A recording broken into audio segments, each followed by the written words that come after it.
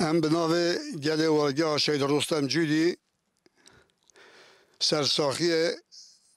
لمالباتا شهید نمر زاروگن مام حجی اسماعیل ددین و پشمرگن شهید بویجی ام وکو گله ورگاه جدای ناخین نبینا تو شهید داده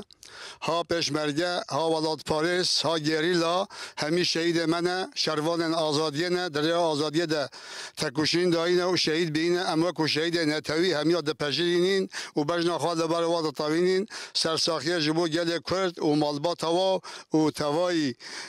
دایی کوبا و شهید داره دخوازین ام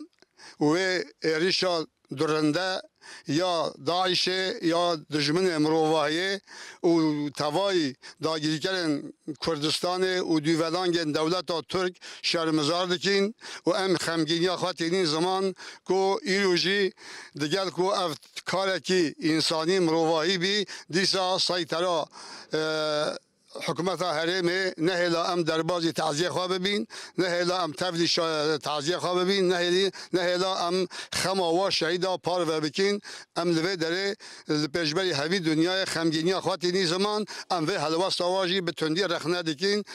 تکلیه ما و مالباتا هر سه شهید نمر ده هلا حوالتی بازرگانی و جیرانی ده بگره زیده خورد هنه به بونه مخواست ام بچین تازیه و دیگل کو شارداریا ما با پرسن ما یه نوارگه دستور جیش قیمقامی ها مخمور خواسته بین دستور دایی بینجی دیگل به چنده جی دیسا آستان در خستن و نه هلان ام بچین تبلی شینا خواه ببین و ام شینا خواه پار بکین به بونه ام و حلوه سوا به تندی رخنه دکین و شرمزار دکین